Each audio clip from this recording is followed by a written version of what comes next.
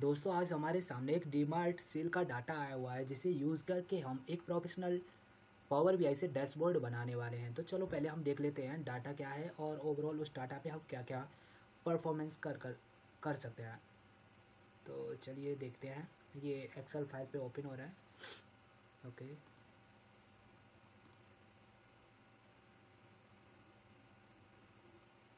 तो ये नॉर्मली हमारे सामने ये एक नंबरिंग ऑर्डर आईडी, आपका ऑर्डर डेट, शिप डेट, एक मिनट में इसे थोड़ा सा सेट कर दे रहा हूँ। HOI प्रेस करेंगे तो ऑटो विथ पे आ जाएगा। उसके बाद ये शिप डेट कब शिप हुआ, शिप मोड का क्या था, first class, second class, standard class, इस तरीके से। ये कस्टमर आईडी है, ये कस्टमर के नेम है और इसमें कई के कस्टमर की मल्टीपल एंट्रीज है, यानी कि कई कस्टमर ऐसे हैं जो कि बार बार इसे यूज़ करते हैं। सेगमेंट, किस सेगमेंट का आइटम था, कंट्री क्या थी, सिटी क्या थी, स्टेट क्या थी, postal code, region, product ID, category, sub category, product name, sales, quantity, discount, profit. Okay, ये आपके टोटल 10-12 कॉलम हैं। गिन ले रहे हैं, 1 2 3 4 5 6 7 8 9 10 11 12 13 14 15 16 17 18 19 20 21 कॉलम है टोटल, जिस पे हमें परफॉर्म करना है। और हमें एक इस तरह का प्रोफेशनल डैशबोर्ड बनाना है जिसमें कि हमने हर एक तरीके की चीज़ों का इस्तेमाल किया है, यानी कि सेल्स वाइज हमारी कितनी सेल्स, हमारी कैटेगरी वाइज कितनी सेल हुई है, डे वाइज कितनी हुई, हमारे टॉप 5 कस्टमर कौन है, टॉप 5 स्टेट कौन सी है, हमारी किस मंथ में कितनी ज़्यादा सेल हुई। आप टॉप 5 प्रोडक्ट भी चेक कर सकते हैं। ये इस तरह का हमने एक प्रोफेशनल डैशबोर्ड बनाया है KPI और ट्री मैप और आपके स्लाइसर्स को यूज़ करके। तो इसी तरह का एक डैशबोर्ड बनाने वाले हैं आज भी हम वीडियो में। तो चलिए शुरू करते हैं। तो मैं क्या करता हूँ, यहाँ पे जाता हूँ, एक ब्लैंक फाइल ओपन कर ले रहा हूँ और ये जो फाइल ऑलरेडी ओपन है इसे मैं क्या करता हूँ, क्लोज कर दे रहा हूँ। अब हालांकि मैंने इसमें वही कलर यूज़ किए हैं जो कि मोस्टली जो डी मार्ट का लोगो होता है, डी मार्ट में जिस तरह के कलर मैनुअली यूज़ होते हैं उसी तरह का, ताकि ना देखने में थोड़ा अट्रैक्टिव लगता है ये सब चीज़ें। तो चलिए शुरू करते हैं। सबसे पहले इसके लिए मुझे डी मार्ट का ये डाटा है अपने पावर बीआई में लोड करना होगा।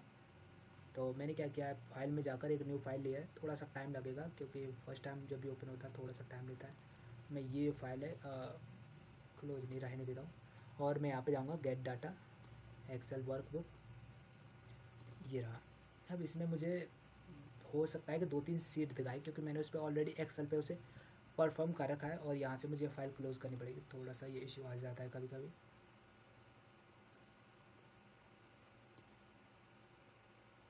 Don't save.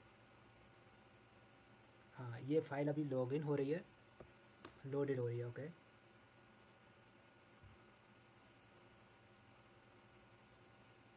हाँ, इसमें 4 फाइल आई है, हमें बस यही फाइल यूज़ करनी है डी मार्ट से। और हमेशा डाटा को कभी भी लोड ना करें। आपका डाटा चाहे कितना भी क्लीन क्यों ना हो, आप हमेशा उसे ट्रांसफॉर्म करें और उसे समझने की कोशिश करें। आप अपने डाटा में क्या क्या चीज़ें और अच्छे तरीके से विजुअलाइज करने के लिए, अपने डाटा को समझने के लिए क्या क्या चीज़ें और आप ऐड कर सकते हैं। जैसे कि अभी आपके सामने हम चेक करते हैं कि हम इसमें और क्या क्या चीज़ें रन कर सकते हैं, क्या क्या चीज़ें बढ़ा सकते हैं, क्या क्या कॉलम ऐड कर सकते हैं। ठीक है, तो ये आपका हमने अभी डाटा देखा ही था, order date, ship date, ship segment. Okay, तो हम इसमें 2-3 चीज़ें कर सकते हैं। जैसे कि हम ये देख सकते हैं कि ऑर्डर किस डेट पे ज़्यादा आ रहे हैं। अब शिप डेट का तो कोई मतलब नहीं है कि हमने कब शिप किया, तो हमारे लिए मेन ज़्यादा जो होगा वो ये होगा कि किस डेट पे ऑर्डर आ रहे हैं। ये हमारे लिए थोड़ा सा हो सकता है कि बेनिफिटदायक हो जाए, समझ में आ जाए। तो मैं क्या करता हूँ, फर्स्ट ऑफ ऑल मैं ईयर सेलेक्ट कर ले रहा हूँ जिससे कि हमें एक नॉर्मल आइडिया लग जाए कि किस ईयर में ज़्यादा ऑर्डर आए, बिकॉज अब इसमें 2-3-4 साल का एक डाटा है नॉर्मल। ओके, ऑर्डर डेट निकाल लिया हमने, ईयर, एंड ईयर के बाद हम क्या करते हैं, मंथ निकालते हैं। आप चाहो तो स्विच फार्मूला यूज़ करके भी, मगर उसमें बहुत ज़्यादा क्रिटिकल हो जाएगा। पावर बीआई में यही एक बहुत अच्छी चीज़ होती है कि आप ऐड कॉलम में जाएँ, देखो ये डेट फंक्शन है। अब यहाँ पे आप क्लिक करोगे, ये यहाँ पे देखो ये टाइम के फंक्शन है, तो आप देखोगे यहाँ पे टाइम से रिलेटेड अभी ये खुल जाएगा और आप इस पर क्लिक करके इसका टाइम जोन भी निकाल सकते हैं। ये पावर बीआई का बहुत अच्छा one of the most features मुझे लगता है। अच्छा, ये डेटा इसलिए नहीं आ रहा है, वो ओपन नहीं हो रहा। मैं क्या करता हूँ, ऑर्डर ईयर निकाल ली, मैं क्या करता हूँ, मंथ ऑफ द नेम, यानी किस मंथ में हमारे ऑर्डर ज़्यादा डिलीवर्ड हुए। तो देखो आपका लास्ट में कॉलम बन गया होगा, नाम भी आ रहा होगा, देखो मंथ नेम नवंबर, नवंबर, जून, अक्टूबर, अक्टूबर, आप चेक करेंगे ये आ रहा है डाटा। अब अगेन मैंने क्या किया, ईयर निकाल लिया, मंथ निकाल लिया। अब मुझे क्या चाहिए, मैं देखना चाह रहा हूँ कि आपका किस डे, यानी कि 7 डेज़ का ये डाटा रहेगा, मगर 4-5 साल का, यानी कि इसमें 10,000 रोज़ का डाटा है। तो उसमें ना मेरे को बहुत सारी चीज़ें डे वाइज में बहुत अच्छी अच्छी चीज़ें समझ आ जाएंगी कि पार्टिकुलर किस डे पे हमारी सेल्स ज़्यादा हो रही है। होता है कि बहुत सी कंपनियाँ होती है जो संडे को वर्क नहीं करती, मगर संडे को ऑर्डर आते हैं, संडे मंडे का ऑर्डर आके मंडे को शिप होते हैं, तो वो ज़्यादा हो जाते हैं। मगर वो पर्टिकुलर समझ में नहीं आएगा ना, क्योंकि 2 दिन के ऑर्डर है, वो ज़्यादा नहीं हुए, वो 2 दिन के ऑर्डर है। तो उसी तरीके से तो मैंने क्या किया, मोस्टली ये चीज़ें निकाली। हाँ, एक और क्या करता हूँ मैं, क्वार्टर। ओके, क्वार्टर निकाले रहा हूँ, क्वार्टर ऑफ द ईयर। अब देखो क्वार्टर में थोड़ा सा ये है कि 1 2 3 4 एक काउंट की तरह ये आता है यहाँ पे। तो या तो आप काउंट की तरह ने वैसे रख ले कि 4th नंबर क्वार्टर आपका कितना सेल हुआ, 2 नंबर क्वार्टर, 3 नंबर, या फिर आप चाहो तो इसका ना नाम चेंज कर सकते हो यहाँ पे। तो मैं क्या करता हूँ, मैं Q4 Q3 ऐसे करके नाम रख ले रहा हूँ। तो इसके लिए आपको कुछ नहीं करना है, ऐड कॉलम में जाना है और कंडीशनल कॉलम, बस इस पर क्लिक करना है, कुछ नहीं करना है आपको। कॉलम पे, इस पर कॉलम जो आपका उसे सेलेक्ट करके ऐड कॉलम में जाना है और कंडीशनल कॉलम पे जाना है। कॉलम का नाम मैं क्या करता हूँ, कॉलम का नाम मुझे चाहिए क्वार्टर नेम, ठीक है, ये हो गया। और क्वार्टर नेम में मुझे पहले उसका नाम सेलेक्ट करना होगा कॉलम का नाम क्या था आपका, क्वार्टर, ठीक है। मैं ऐड क्लोज करता हूँ और के 3 क्लोज, मैं बताऊँगा 3 क्लोज क्यों लिया मैंने। मैं क्या करता हूँ,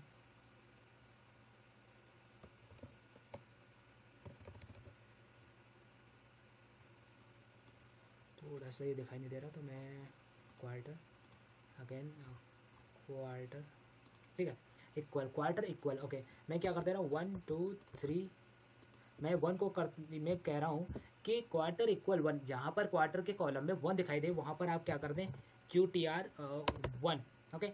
जहाँ पर 2 दिखाई दे वहाँ पे क्या करना है आपको, QTR_2, जहाँ पर 3 दिखाई दे वहाँ पर क्या करना है आपको, QTR_3, यानी Q3।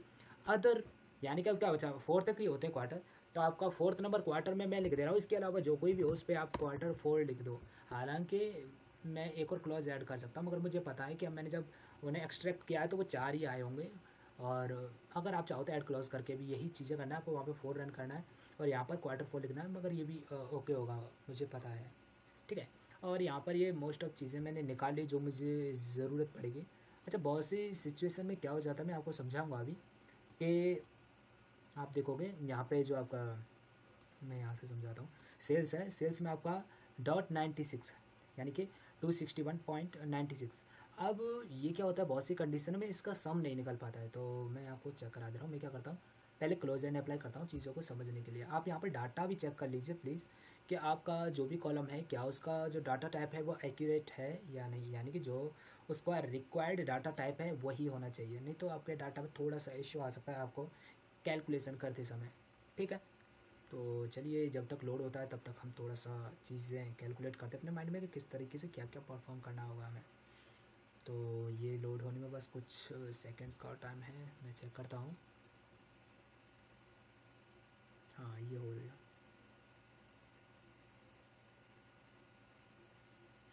ओके, ये 9,994 रोज़ का डाटा है, यानी कि 10,000 रोज़ एक तरीके से, 10,000। ओके, तो मैं आपको दिखा दे रहा हूँ कि यहाँ पे जैसे मैं जो बता रहा था, देखो ये अभी सम आ रहा है, मगर बहुत सी बार क्या होता है, वहाँ पे पॉइंट होने की वजह से वो फिक्स्ड डेसिमल नंबर है, इस वजह से यहाँ पे सम का एशियन का निशान आ रहा है और यहाँ पे मैं कोई भी कैलकुलेशन करूँगा वो हो जाएगा। मगर बहुत सी बार सिचुएशन ये होती है कि चीज़ें रन नहीं हो पाती, तो उस कंडीशन में आपको चीज़ों को थोड़ा सा समझना है। वहाँ पे या तो उसे होल नंबर करें, होल नंबर करने से थोड़ा सा कुछ पैसे, यानी कि जो 50 पैसे से कम का वैल्यू होगा वो यानी कि 28 रुपये 50 पैसे यानी 49 पैसे हैं, तो वो 28 रुपये हो जाएंगे, और 51 पैसे होंगे तो वो 19 रुपये 29 रुपीज़ हो जाएंगे। तो इस तरीके से वो कैलकुलेशन होता है, राउंड अप राउंड डाउन करके जो होता है वो उस तरीके से कर देगा उसे। तो चलिए शुरू करते हैं। तो मैं क्या करता हूँ, सबसे पहले मैं एक क्लस्टर चार्ट ले रहा हूँ चीज़ें समझने के लिए। क्लस्टर चार्ट लेने के बाद, ठीक है, मैंने क्लस्टर चार्ट लिया। अब मैं इसे ऊपर से चालू करता हूँ कि मैं क्या क्या चीज़ें ऊपर से परफॉर्म करके ला सकता हूँ। अब जैसे कि मेरे पास कैटेगरी है, तो मैं क्या करता हूँ, कैटेगरी सेलेक्ट कर ले रहा हूँ कि किस किस कैटेगरी की कितनी सेल हुई है। तो देखो हमारे लिए दो ही चीज़ें हैं, या तो हम सेल्स देख लें क्योंकि सेल्स का डाटा है, या फिर हम ऑर्डर देख लें कि हमारा कितना ऑर्डर किस चीज़ पे आया है। तो ये पहला चार्ट बनने में थोड़ा सा टाइम लगेगा। हाँ, ये हो गया। तो मैं क्या करता हूँ, हल्का सा इसका पहला ये डाटा है तो इसकी थोड़ी सी मेरे को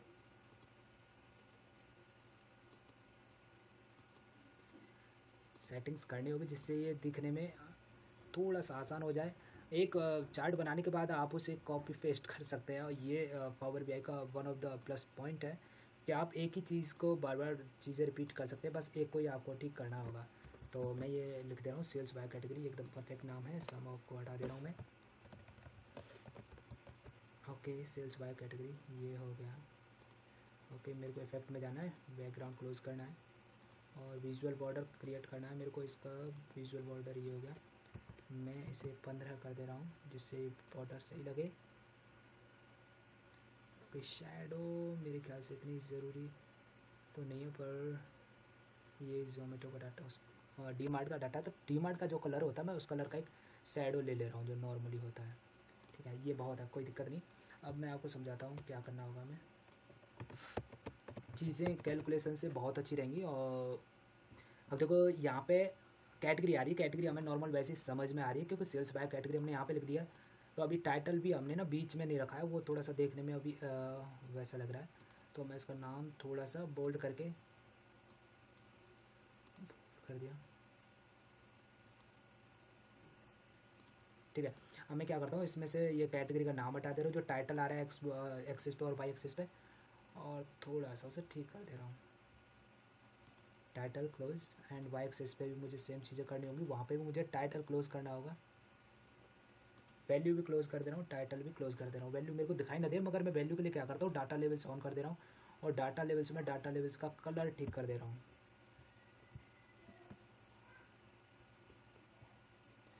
कलर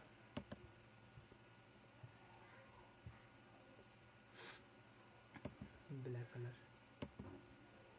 बस मुझे एक की फॉर्मेटिंग करनी है, बाकी की सबकी ऑटोमेटिक हो जाती है। और मैं क्या करता हूँ, इसे 1000 कर दे रहा हूँ जिससे चीज़ें समझने में थोड़ी सी आसानी रहे हमें।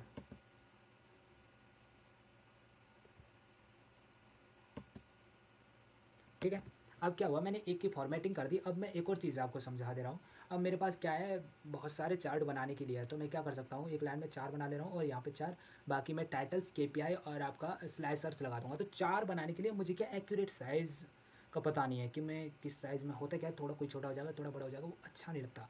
तो मैं इस कंडीशन में मैं क्या करता हूँ, मैं अपनी पर्सनली राय दे दे रहा हूँ आपको कि फॉर एग्जांपल मैं एक बार इसे जितने साइज़ में मुझे चाहिए उतने साइज़, जितने साइज़ में वो चार जो आपके चार्ट होंगे, जो डाटा जगह घेरेंगे, उतना ही साइज़ एक बार मैं घेर ले रहा हूँ, क्लिक कर ले रहा हूँ। जनरल में जाना है, प्रॉपर्टी में जाना है, तो ये आपका 12 है 54, है ना। तो आप कैलकुलेटर मिनिमम लगाओगे तो आपका 12 50 कर ले रहा हूँ, 50 क्या 48 कर ले रहा हूँ जिससे चीज़ें और अच्छी रहे। 12 48 312 आपका 312। तो आपको क्या करना है, 312 या प्रेस करोगे, ये आपका एक्यूरेट साइज़ आ गया। तो आप इसे चाहे तो यहाँ रख लो, चाहे वहाँ रख लो। अब क्या हुआ, आपके पास एक एक्यूरेट साइज़ है, इसे थोड़ा सा छोटा करेंगे तो और बढ़िया रहेगा। तो आप क्या करें, यहाँ प्रॉपर्टी में जाएँ और ये 310 कर लें। ठीक है, इससे हल्का सा साइज़ आपके पास और बनेगा डाटा को अच्छे तरीके से विजुलाइज करने के लिए। तो मैं आप देखोगे, मैं आपको दिखा दे रहा हूँ मैंने क्या किया।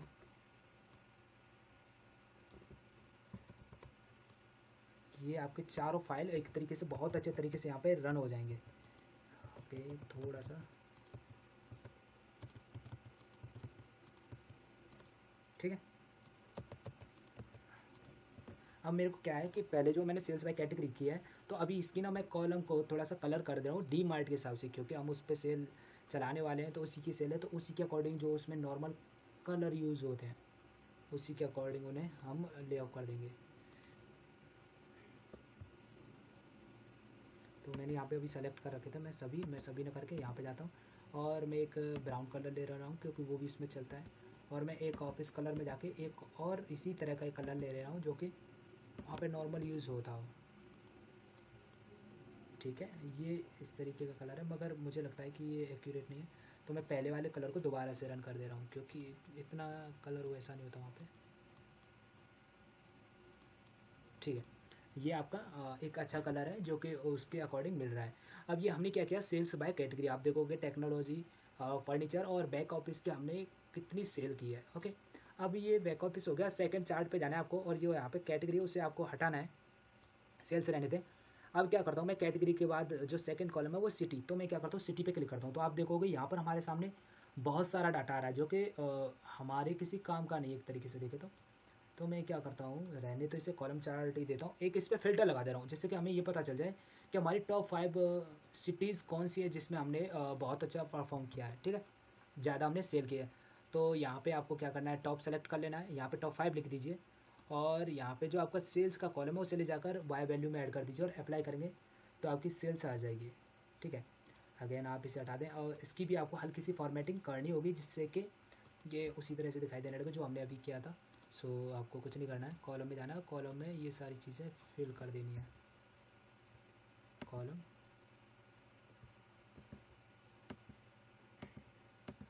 मैं क्या करता हूँ, इसमें कलर ये लॉस एंजलिस, कलर ये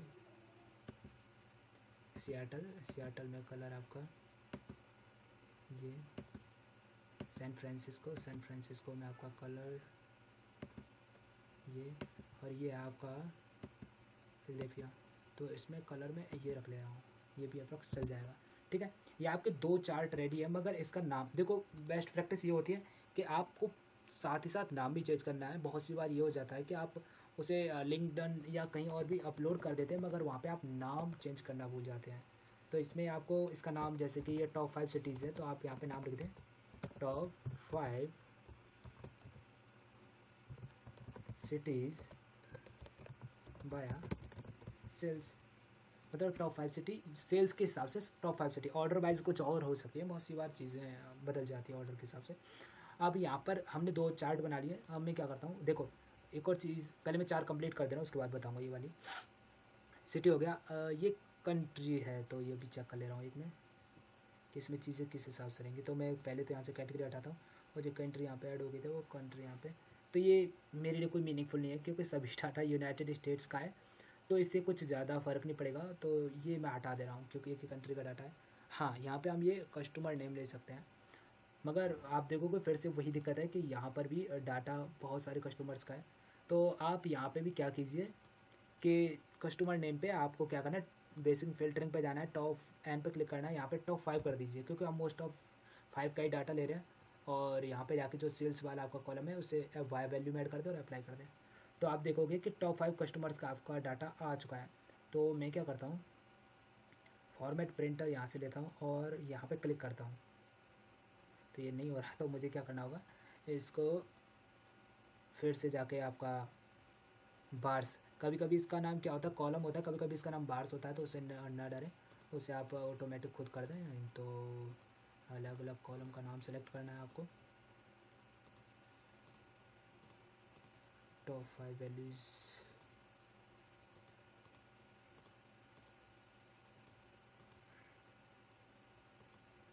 तो ये आपका data approx,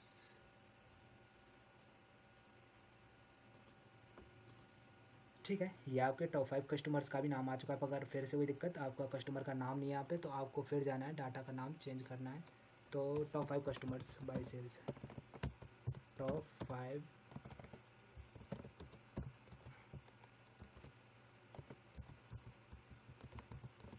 top 5 customer, okay, by sales, ठीक है। सेल्स के हिसाब से आपके टॉप 5 कस्टमर जिन्होंने सबसे ज़्यादा रुपये आपके कंपनी में, आपके साइट पे खर्च किए हैं, ठीक है। ये हो गया। अब आप देखो यहाँ पे आपने कहाँ तक कर दिया, मैं दिखा दे रहा हूँ आपको। आपने क्या किया, कस्टमर नेम तक कर दिया। अब आप सेल्स देख सकते हैं डे वाइज, सो मैं यहाँ पे डे वाइज सेल्स सेलेक्ट कर ले रहा हूँ। तो यहाँ से कैटेगरी को आपको हटाना है और डे पे क्लिक करना है, तो आपका ये सेल्स आ चुकी है।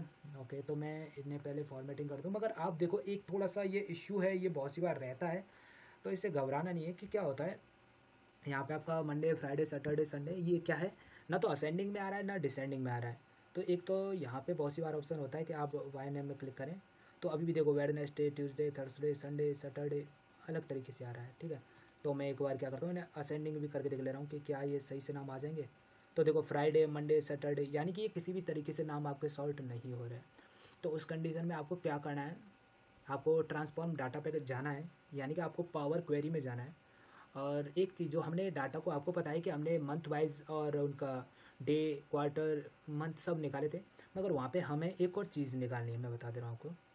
फॉर एग्जांपल हमने मैं चीज़ क्या की थी, ऑर्डर डेट से वो सारी चीज़ें एक्सट्रैक्ट की थी। तो आपको ऐड कॉलम में अगेन जाना है और डेट पे क्लिक करने के बाद देखो आपको यहाँ पे करना है डे पे क्लिक, और डे ऑफ द वीक, यानी कि जो दिन है वो हफ्ता का कौन सा दिन है, यानी कि एक हफ्ते में 7 दिन होते हैं, यानी कि संडे है फॉर एग्जांपल, तो संडे 1 हो गया एक तरीके से। तो मंडे टू आपका इस तरीके से जो 7 दिन होते हैं उन्हें ये दिखा देगा एक हफ्ते का, यानी कि अगर इतवार है तो वो आपका कौन से नंबर का दिन है, और मंगलवार है तो कौन सा दिन है, ये इस तरीके से दिखाता है संडे मंडे करके।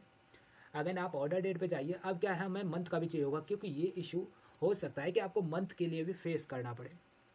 तो ये दो चीज़ें मैं निकाली, मैंने डे ऑफ वीक निकाल लिया और आपका मंथ निकाल लिया।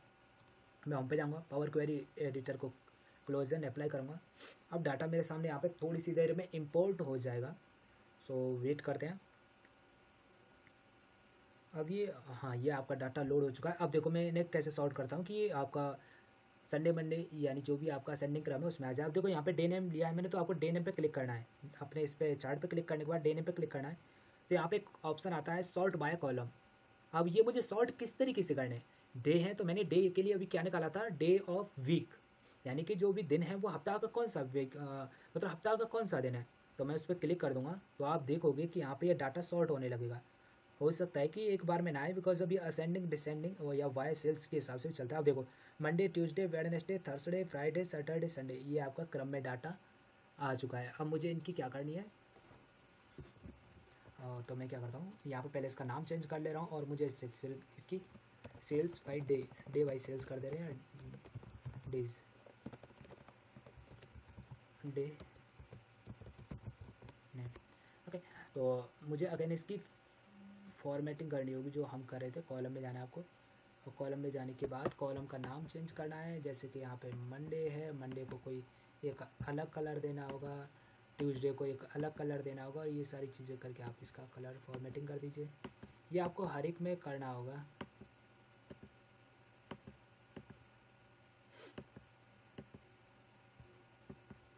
और आप देख सकते हैं आपका इतना इजी तरीके से सारी चीज़ें अभी तक रन हो चुकी हैं। अब आपके सामने कुछ और चीज़ें हमें रन करनी है, तो मैं देखता हूँ क्या क्या करना होगा। फ्राइडे, अगेन यहाँ पे मैं क्या करता हूँ, एक हल्का सा कोई भी कलर ले रहा हूँ, ये थोड़ा सा वैसा लग रहा है, तो कोई और कलर यहाँ से हम उठा ले रहे हैं। नहीं, ये भी परफेक्ट कलर नहीं है, तो दैट्स गुड। अब देखो मैं जो आपको बता रहा था कि अगर मैं फॉर एग्जांपल मैं, हाँ देखो ये है, मैं यहाँ पे कोई अलग चार्ट ले रहा हूँ जिससे दिखने में थोड़ा सा और यूनिक लगे चीज़ें। तो देखो यहाँ पे ये बहुत अच्छा लग रहा है क्योंकि 3 चीज़ें हैं और ये आपको परसेंट भी दिखा देगा। तो थोड़ा सा मैं इसकी पहले आपको फॉर्मेटिंग कर दे रहा हूँ जिससे आप और भी अच्छे तरीके से समझें मैं क्या कहना चाह रहा हूँ। डाटा रेवेन्यू में जाना है मुझे और वैल्यू सेलेक्ट करनी है।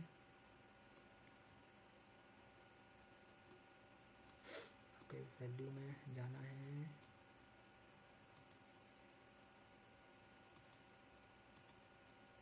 ठीक है। आप देखोगे कि ऑफिस सप्लाईज जो हैं वो आपकी 7 लाख रुपए की सेल हुई है और 31% हमारी वो सेल हुई है। और जो टेक्नोलॉजी है वो हमारी 36%, 8.5 लाख के करीब में हुई है। और फर्नीचर भी आपका 7.5 लाख का हुआ है और ये 32%, यानी कि तीनों की ही सेल सबसे ज़्यादा हुई है और इन्हीं को मिला के आपका टोटल बन जाएगा अप्रॉक्स, ठीक है।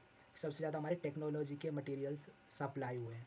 तो आपका ये एक नॉर्मल 4x4 का एक डैशबोर्ड बन चुका है। और आप देखोगे कि इनका जो साइज़ है वो भी एक्यूरेट है क्योंकि हमने पहले स्टार्टिंग में इसकी एक कैलकुलेशन की थी, एक मेजरमेंट किया था, उसके यहाँ पे हम इन्हें एक सॉर्ट किया था कि जिससे हम एक इसका बेटर वो निकाल सकें, साइज़ निकाल सकें। और साइज़ में हमें ये ना हो कि कोई साइज़ बड़ा है कोई साइज़ छोटा है।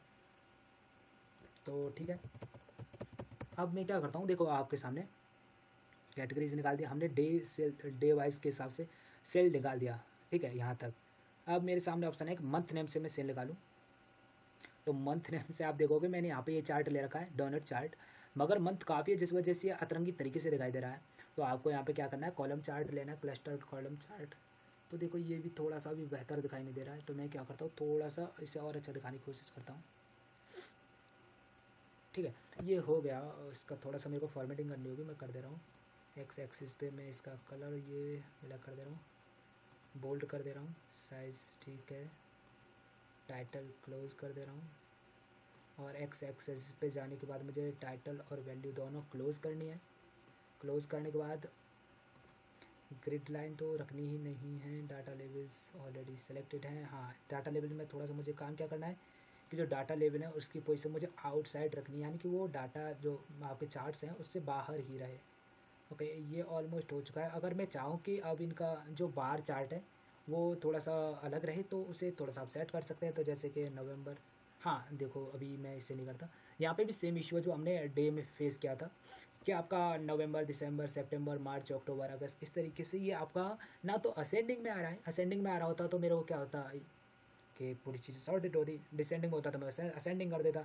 अब यहाँ पर भी हमें सेम चीज़ें रन करनी होगी। मैंने क्या किया, चार्ट पे क्लिक करके रखना है, आपको यहाँ पे उस कॉलम पे सेलेक्ट करना है जिसका आपको वैल्यू सॉर्ट करना है। और हमने क्या किया था, मंथ का एक हमने निकाला था, मंथ का यानी कि जनवरी आपका फर्स्ट मंथ होता है, फरवरी आपका सेकेंड होता है, तो वो मंथ करके आपका आया था। आप कॉलम चेक कर लीजिए जब आपने कॉलम मेरे साथ बनाया था तभी, और आप उस पर क्लिक कर देंगे तो आप देखोगे कि ये उसी के अकॉर्डिंग आपका डाटा सेट हो जाएगा। तो अभी देखो नवंबर, दिसंबर, हाँ अभी भी ये सेल्स के अकॉर्डिंग ही आपका सेट है। तो यहाँ पे शॉर्ट एक्सेस पे जाना है, पहले तो इसे मंथ नेम के अकॉर्डिंग सेलेक्ट करना है। और अब क्या है, ये आपका डिसेंडिंग में, यानी कि दिसंबर से लेके जनवरी तक की सेल्स दिखा रहा है, मगर ये उल्टे क्रम में। तो शॉर्ट एक्सिस पे अगेन जाएंगे और शॉर्ट असेंडिंग कर देंगे, ए टू जेड तक ये हो जाएगा और आपकी सेल्स एक तरीके में आ जाएगी। ठीक है, तो हल्का सा इसका आप फॉर्मेटिंग कर ले रहे हैं अगर करनी है तो, नहीं तो कोई दिक्कत नहीं, विदाउट उसके भी काम चल जाएगा। तो मैं क्या करता हूँ, फर्स्ट ऑफ ऑल ये कलर ले लिया, मार्च में कोई अदर कलर ले लिया, अप्रैल में कोई अदर कलर ले लिया, मई में कोई अदर कलर ले लिया, जो कलर हम नॉर्मली यूज़ कर रहे हैं वही सारी चीज़ें हैं, जून। और इस तरीके से आप इनकी फॉर्मेटिंग कर सकते हैं, बहुत ईजी होती है।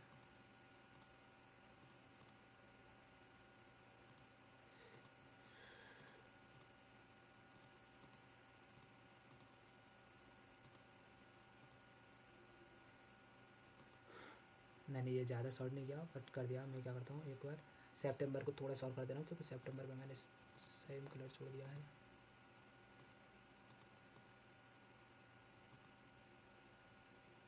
और ये थोड़ा सा अलग दिख रहा है तो मैं यहाँ पे नहीं, कुछ और कलर, ठीक है ये चलेगा। तो ठीक है, ये आपका मैंने आपका ये आपका डे नेम से हो गया, ये मंथ नेम से सेल है। तो अगेन आपको क्लिक करना है, यहाँ पे जाना है, टाइटल आपको नहीं भूलना है, वो बहुत सी बार आप भूल जाते हैं, वो बहुत गंदा लगता है जब आपको कोई टोकता है कि आपके में ये सेल्स कैसे आ रही है अलग तरीके से। तो और बहुत सी बार नाम भूल जाते हैं, तो सेल्स बाय कैटेगरी लिखिए, यहाँ पे मंथ है, तो अगर सामने वाला कोई देखता है आपको टोकता है तो वो बहुत गलत इम्पैक्ट पड़ता है। तो आप ऐसा ना करें, पहले आप चेक कर ले, डाटा को क्रॉस चेक करें कि कहीं इसमें कोई और इश्यू तो नहीं है। तो अब मैं क्या करता हूँ, इसकी कॉपी करता हूँ और इसे पेस्ट करता हूँ, क्योंकि हमें साइज़ सेम चाहिए, हम 4 ही कॉलम इसमें भी बनाना चाहते हैं कि डाटा थोड़ा सा सेट रहे। तो आपका मंथ तक हो चुका है, ठीक है, मंथ नेम तक। Order date, order ID, postal codes हमारे काम के नहीं है। प्रोडक्ट नेम से भी हम चलो एक बार देख ले रहे हैं कितने नेम हैं हमारे। ये भी बहुत ज़्यादा हैं, तो प्रोडक्ट नहीं, ज़्यादा नहीं है, ये गलत हुआ, मेरे को सिटी हटानी थी, मैंने प्रोडक्ट नेम, ओके, ये बहुत ज़्यादा है तो इसका कोई ख़ास इम्पैक्ट पड़ेगा नहीं प्रोडक्ट नेम का।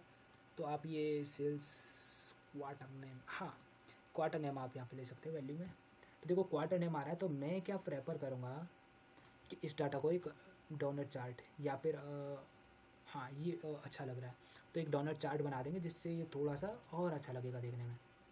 क्योंकि देखो अगर कम कॉलम है और आप डोनट चार्ट या फिर ऐसा चार्ट बना दे रहे हो तो वो थोड़ा सा आसान हो जाता है समझने में। अब यहाँ पे अगर 12 वैल्यू थी, मैं 12 वैल्यू इसमें डाल देता तो वो बहुत डाटा कठिन हो जाता, देखने में भी अच्छा नहीं लगता और वैसे भी। तो मैं क्या करता हूँ, इसमें ऑल वैल्यू सेलेक्ट कर ले रहा हूँ जिससे कि मेरे को सभी चीज़ें दिखाई दे। वैल्यू में जाना है, ये थोड़ी सी फॉर्मेटिंग करनी ज़रूरी होती है जिससे डाटा का रिजल्ट अच्छे से समझ में आ जाए किसी को भी।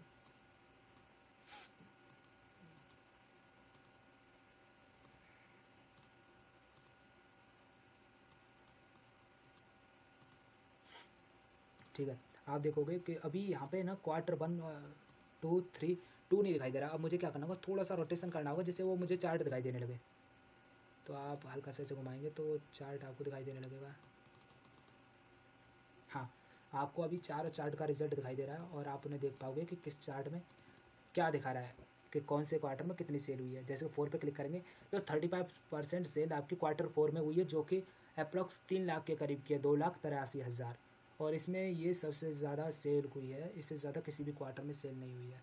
ये आपका ऑल ऑफ ईयर्स का है, जितने भी ईयर का आपका डाटा है। तो आप में उसकी सबसे ज़्यादा सेल आपकी मोस्ट ऑफ सेल आप यहाँ पे भी देख रहे होंगे कि आपका सितंबर से लेके दिसंबर तक आपकी मोस्ट ऑफ सेल्स रहती है। 3 लाख, 2 लाख, 3 लाख, 3.5 लाख ऐसे करके सेल होती है। यानी कि आपका जो टॉप ऑफ द सेल रहेगी वो लास्ट के ईयर्स होते हैं, 4 मंथ होते हैं लास्ट के, वो आपके सबसे ज़्यादा सेल्स करके देते हैं आपको। Quarter wise sales, quarterly sales, ये ऐसे लिख दे रहा हूँ अभी। हो सकता है कि कोई स्पेलिंग मिस्टेक हो, सो कोई दिक्कत नहीं है उससे। आपको अगर पता है तो प्लीज़ आप उसे ठीक करें और मुझे भी बता दें, मैं भी उसे ताकि ठीक कर लूँ। ओके, तो देखो आप एक और चीज़ बता दूँ मैं आपको। अच्छा, ये थोड़ा सा इसका कलर फॉर्मेटिंग रह गई, वो कर ले रहे हैं पहले हम। स्लाइस Q1 में हम कलर देंगे आपका ये, Q2 में कलर देंगे हम आपका ये, ताकि थोड़ा सा डिफरेंट कलर हो जाए। Q3 में कलर आ देंगे ये, और Q4 में कलर देंगे हम आपका,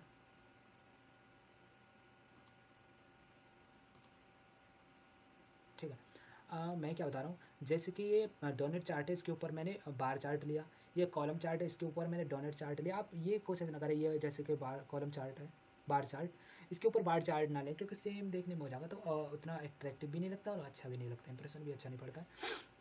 तो ये क्वार्टरली सेल हो गई आपकी। अब इसके बाद रीजन वाइज सेल, आप ये देख सकते हैं, बहुत अच्छा टॉपिक होगा आपके लिए भी, कि यहाँ पे क्लिक करें चार्ट पे, क्वार्टर नेम में जाएँ, क्वार्टर नेम हटा दें और आपका रीजन को सिलेक्ट करें। तो इसमें 2 ही रीज़न दिए गए हुए हैं आपका, ईस्ट और वेस्ट। तो इसका तो कुछ डाटा फ़र्क पड़ेगा नहीं, क्योंकि 47 और 42 या 52 अप्रॉक्स सेम ही है। तो अगर 2 रीज़न है तो फिर कोई फ़र्क नहीं, फिर उसे आप ना रखें, वो आप डायरेक्ट सेल में दिखा दें। क्योंकि अगर 2 हैं तो नॉर्मल सी चीज़ें हाफ हाफ भी हैं, वो उसमें कोई फ़र्क नहीं है कि आपका एक 25%, एक 75% है, तो उसका बहुत फ़र्क पड़ जाता है, आप उसे दिखा सकते हैं। अप्रॉक्स सेम है तो फिर आप ना दिखाएँ तो भी चलेगा। ओके, तो मैं सेगमेंट ये चेक कर ले रहा हूँ, किस सेगमेंट में कौन सी चीज़ें ज़्यादा सेल हुई है। यहाँ से हटाता हूँ, यहाँ से ये आपका सेगमेंट और सेल्स। तो ये मैं आपका इसे कॉलम चार्ट बना दे रहा हूँ, कॉलम क्लस्टर चार्ट।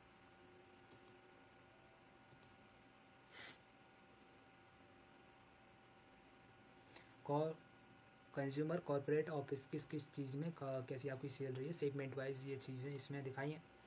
तो अगेन थोड़ी सी फॉर्मेटिंग कर लेंगे। ये कॉर्पोरेट को हम इसे साइन करते हैं, और होम ऑफिस को हम क्या करते हैं, थोड़ा सा डार्क कलर ले ले रहे हैं, ठीक है। और इसका नाम क्या होगा आपका, सेगमेंट, सेल्स बाय सेगमेंट या सेगमेंट बाय सेल्स। तो मैं सेगमेंट कर दे रहा हूँ। तो सेगमेंट की स्पेलिंग इसमें ऐसे ही, segment by sales, segment wise होगी, थोड़ा सा क्वार्टर वाइज सेल्स। थोड़ा सा अब मैं लास्ट में नाम चेंज कर लूँगा, अगर दिक्कत है, थोड़ा सा इशू मुझे लग रहा है। तो ये हो गया। एंड अभी चार्ट के लिए हमारे पास ये लास्ट बचा है। चार्ट तो अगर हम चाहें तो अभी बहुत सारी चीज़ें बना सकते हैं, मगर नहीं बनाएंगे। तो मैं क्या करता हूँ, इसे आपका बार चार्ट कर दे रहा हूँ। आपका सेगमेंट भी हो गया। हाँ, ये शिप मोड हम ले ले रहे हैं थोड़ा सा, और आसान हो जाएगा कि शिप मोड के ज़रिए हमारी कैसी सेल रही है। तो शिप मोड में जाना है, डे नेम को हटाना है, सेल्स को यहाँ पे लाना है, और यहाँ पे क्लिक करना है, उसे सेलेक्ट करना है, पेस्ट करना है। तो आप इसमें भी आप देखो, ये इस चीज़ में आप कॉलम चार्ट ले सकते हैं, ये बहुत अच्छे तरीके से प्रेजेंट करेगा। डोनेट चार्ट में आपको ऐसे अच्छे से प्रेजेंट करेगा, मगर कोई दिक्कत नहीं, यहाँ पे भी आपको उतनी ही अच्छी चीज़ें लग रही हैं। थोड़ा सा इसका भी फॉर्मेटिंग कर दे अब, क्योंकि ना ये एक पर्टिकुलर साइट के लिए डीमार्ट का है, तो कलर जितना उसके लिए करेंगे वो उतना ज़्यादा इम्पैक्ट डालता है सामने वाले पे, कि हाँ यार ये डीमार्ट का लग रहा है सच में। तो वो आप कोशिश करें कि ठीक कर रखें। हालांकि ज़्यादा लाइट भी मैंने नहीं रखा है, ज़्यादा डार्क भी मैंने नहीं किया है। ये थोड़ा सा पहला मैं डार्क कलर रख ले रहा हूँ, सेकेंड ये थर्ड में ये थोड़ा सा वैसा लग रहा है, फोर्थ में ये आपका लाइट कलर, ठीक है। ओके, ये आपका मैं नाम भूल गया, शिप मोड बाई सेल, या फिर सेल्स बाई शिप मोड।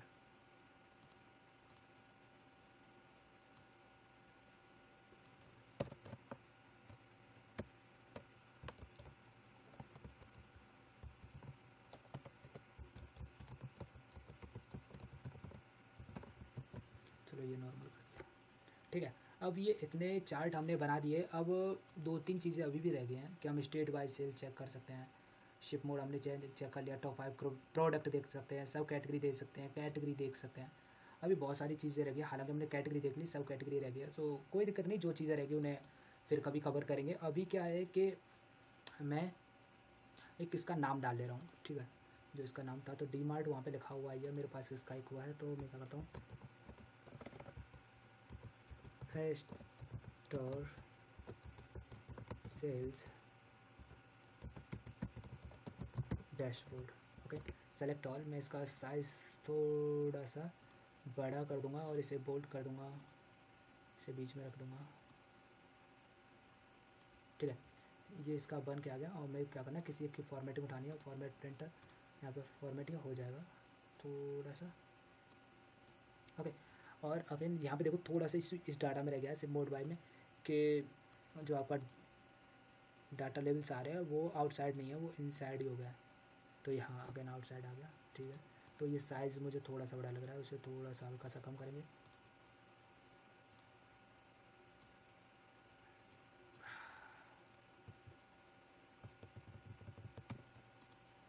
ठीक है।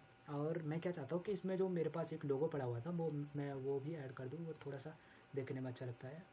तो ये रहा वो लोगो जो मेरे को कंपनी ने प्रोवाइड किया था कि आप ये लोगो भी यूज़ कर सकते हैं। अभी देखो यहाँ पे इशू है, मैं क्या करता हूँ, इस डाटा को जाता हूँ, सेलेक्ट करता हूँ, कंट्रोल ऑल, और इसे लास्ट में कर दे रहा हूँ। और जो मेरा डाटा था डीमार्ट, अच्छा ये ऊपर नहीं आएगा ज़्यादा, हल्का सा और ऊपर करना होगा, ये हो गया। इसका फ़ॉन्ट का भी इशू हो रहा है कि इसका फ़ॉन्ट बड़ा है और इसका फ़ॉन्ट छोटा है, तो मैं उसे भी ठीक कर दे रहा हूँ।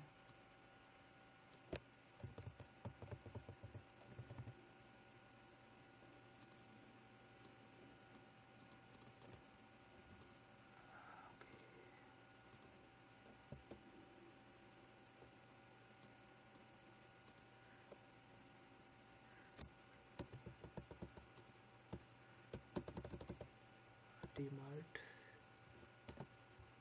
ठीक है। और ये डाटा अप्रॉक्स आ चुका है। मैं एक और मेरे पास फ़ॉन्ट है, मैं आपका सेल्स करके यहाँ पे उसे ऐड कर दे रहा हूँ कि हमने कितना सेल्स किया ये सारी चीज़ों का। और ये थोड़ा सा देखने में ठीक लगता है, इसलिए मैं यूज़ कर रहा हूँ। आप नहीं भी करेंगे तो भी चलेगा, और आप करते तो बहुत अच्छी बात है, देखने में काफ़ी अच्छा लगता है ये भी। अब मैंने क्या किया, इसे थोड़ा सा छोटा कर लिया, तो आप देखोगे कि ये इसका लोगो मिनिमम अच्छा सा बन चुका है, डीमार्ट स्टोर सेल्स डैशबोर्ड। अब मेरे को क्या है, थोड़ी सी KPIs रन करनी है, मगर मेरे ख्याल से इसका साइज़ कोई नहीं, मैं KPIs रन करता हूँ। तो मैं क्या करता हूँ, कार्ड ले ले रहा हूँ, इससे कि मैं मेन डाटा का जो रिकॉर्ड है वो बता सकूँ कि क्या क्या हमारे डाटा में हुआ है।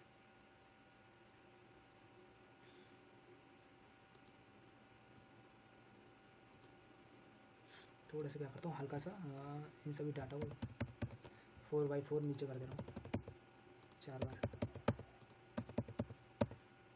और इसे थोड़ा सा ऊपर कर दे रहा हूँ, इससे थोड़ा सा मेरे को स्पेस मिल जाएगा चीज़ों को रन करने के लिए। अब मेरे को क्या चाहिए कि मैं देखना चाह रहा हूँ पहले कि हमारी टोटल सेल्स कितने की हुई है KPI में। तो ये आपको देखोगे, आपके सामने डाटा आ चुका है, ये टोटल सेल्स का डाटा है। और मैं यहाँ पे जाता हूँ। अभी देखो, हाँ एक और चीज़ कि मेरे को यहाँ पे मैं 4 KPIs रखना चाह रहा हूँ किस जगह पे, इसी के साथ में 4 KPI रन हो जाए, 4 KPI को मैं डाटा देख सकूँ कि किसकी सेल कितनी हुई है। तो मैं एक्यूरेट डाटा के लिए वही चीज़ करूँगा कि इसके जो आपका डैशबोर्ड का नाम है उसके साइज़ में वो चारों KPI आ जाएँ। तो अगेन मैं क्या करता हूँ, जनरल पे जाता हूँ और आपका प्रॉपर्टी में जाता हूँ। तो ये 684 हो रहा है, तो मैं क्या करता हूँ, 84 में से दो दो सभी के लिए घटा दे रहा हूँ, तो 8 घटेंगे, तो 678 676, ओके। अब इसका तो 169, मतलब एक उसका साइज जो आएगा 169, और इस साइज़ के मैं 4 वो बना सकता हूँ KPIs। मैंने क्या किया, इस पर क्लिक कर दिया। अब मेरे को जाना है, इसका थोड़ा सा फॉर्मेटिंग करना है कि क्या फॉर्मेटिंग में कर सकता हूँ। ओके, मेरे को यहाँ से ये बंद करना है, बोल्ड में जाना है, इसे मैं 25, ठीक है, ये आपका परफेक्ट है। और ये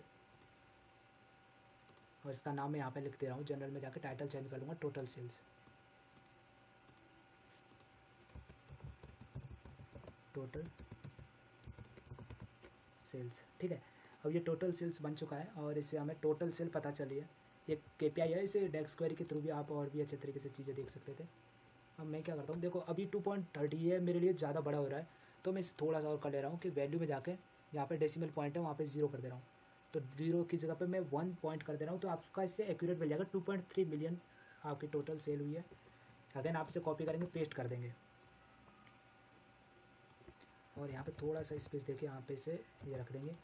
और अभी देखो मैंने क्या किया, टोटल सेल्स निकाली है। अब क्या निकालता हूँ मैं, अभी मैं इस डाटा में जो मेरा सेकंड डाटा था उस पर चेक कर ले रहा हूँ।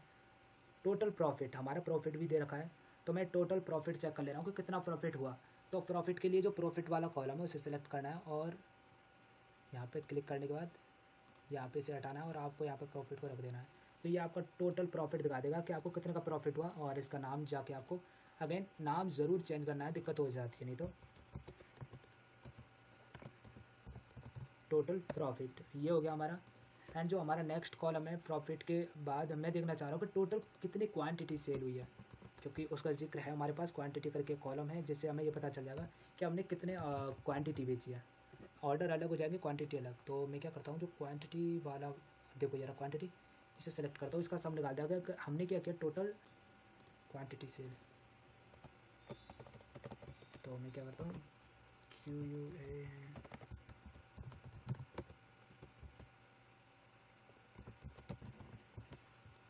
हमने क्या किया, टोटल 40,000 के करीब क्वांटिटी सेल की। अब मैं देखना चाह रहा हूँ कि जो क्वांटिटी सेल की वो कितने ऑर्डर के लिए गई थी, यानी जो 40,000 क्वांटिटी ऐसा तो यानी कि 40,000 ऑर्डर होंगे, ऑर्डर तो कम होंगे ना। तो अगेन मैं यहाँ पे जाता हूँ और आपका के कार्ड को सेलेक्ट करता हूँ और जो आपका ऑर्डर ID थी मैं उसे यहाँ पे रखता हूँ। अभी क्या है, ये फर्स्ट नेम दिखा रहा है, मेरे को यहाँ पे क्लिक करना है डिस्ट्रिक्ट काउंट, यानी कि कोई वैल्यू दोबारा अगर रिपीटेड में लिखी हुई है तो उसे एक ही ऑर्डर काउंट करें। और आपके सामने मेरे ऑर्डर आ चुके हैं कि 5,000 टोटल ऑर्डर आए हुए हैं। तो मैं क्या करता हूँ, इसे टोटल ऑर्डर्स, ठीक है, ये आपकी एक KPI हो गई। हमने 4 KPI निकाली, टोटल सेल्स कितनी हुई, टोटल प्रॉफिट कितना हुआ, एंड हमारे टोटल सेल्स कितने आइटम्स की हुई क्वांटिटी में, और कितने ऑर्डर हमें रिसीव हुए थे जिसपे कि हमने इतनी क्वांटिटी सेल की। अभी क्या करता हूँ, मैं एक ट्री मैप बना ले रहा हूँ, क्योंकि हमने ईयर्स का कोई भी मुआयना नहीं किया कि ईयर्स में हमारे क्या हुआ था। तो वो यहाँ से हटाऊँगा, मैं यहाँ पे क्लिक करूँगा, ऑटोमेटिक बन जाएगी। तो आप देखोगे यहाँ पे 4 साल का डाटा है, 14, 15, 16, 17। और ये ट्री में भी बहुत अच्छा फंक्शन होता है इसमें। इसकी मेरे को मैनुअली फिल्टरिंग वो करनी होगी, थोड़ी सी कंडीशनल फॉर्मेटिंग। तो सेल्स बाय ईयर्स, ठीक है।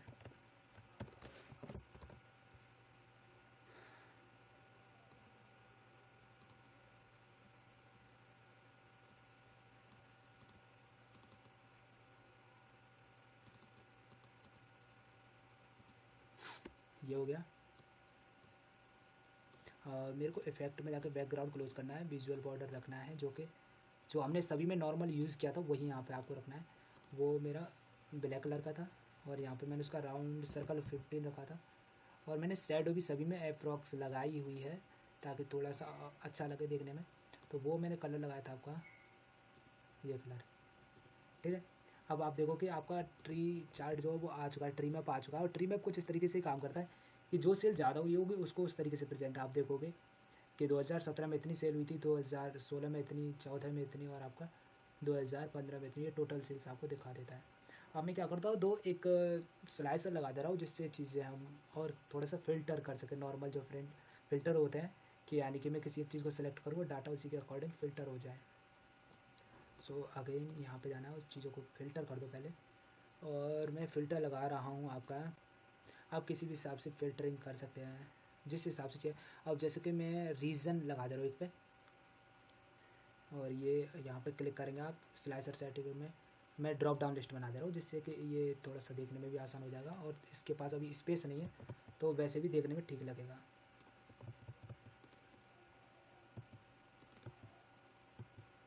ठीक है, ये आपका रीज़न हो गया। और एक और मैं बना दे रहा हूँ, उसके लिए मैं क्या करता हूँ, कंट्रोल से कंट्रोल भी,